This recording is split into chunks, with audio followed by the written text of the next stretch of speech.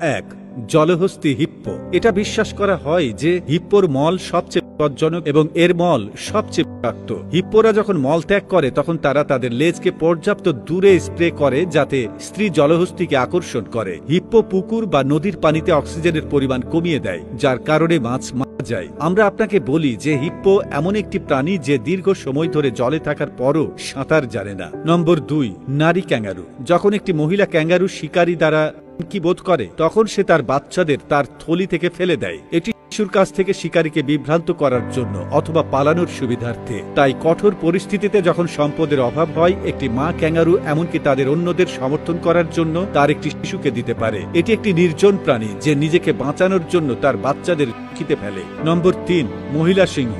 আপনি কি জানেন যে একটি স্ত্রী সিংহ যখন তার শাবক সব করে তখন সে পুরুষ সিংহকে তার বাচ্চাদের কাছে আসতে দেয় না? সিংহ এটা করে কারণ এরা খুবই রাগী প্রাণী। সিংহ জানে যে সে যদি রাগের বশে তার শাবককে তার পাঞ্জা দিয়ে আঘাত করে তবে তার শিশুটি জীবন পর্যন্ত নিয়ে যেতে পারে। সিংহ তার বাচ্চাদের খুব যত্ন নেয় এবং এই সময় কেউ তাদের কাছে যেতে পারে না। নম্বর 4, হাতি তার বাচ্চাদের জন্ম দেওয়ার সাথে সাথে তাদের কাদায় গড়িয়ে নোংরা করে দেয়। এটি করে কারণ সন্তান প্রসবের সময় এটি প্রচুর পরিমাণে মলমূত্র ও নিঃসরণ করে, যার কারণে অন্যান্য প্রাণী এর গন্ধে সক্রিয় হয়ে ওঠে এবং সহজেই শিশুটিকে খুঁজে পায়। তাই সে তার সন্তানদের কাদা দিয়ে নোংরা করে। হাতির বাচ্চারা প্রায় অন্ধ হয়ে জন্মগ্রহণ করে এবং সবকিছুর জন্য তাদের মায়ের উপর নির্ভর করে। মায়েরা সাধারণত তাদের বাচ্চাদের 4 থেকে 6 বছর পর্যন্ত বড় করে। নম্বর 5, কোকিল। কোকিল নিজের বাসা তৈরি করে না, পরিবর্তে তারা কাকের মতো অন্যান্য পাখির বাসাগুলিতে তাদের ডিম দেয় এবং অন্য পাখিটিকে ডিম ফোটাতে এবং বাচ্চাদের খাওয়ানোর জন্য ছেড়ে দেয়। একে বলে বিবাদ ওভারপড। এই প্রজাতির বাচ্চা তারা বাচ্চাদের যত্ন করে না। কোকিলরা তাদের বাচ্চাদের বা ডিমের সাথে অন্য কোনো পাখি কিছু করলে তার পরোয়াও করে না।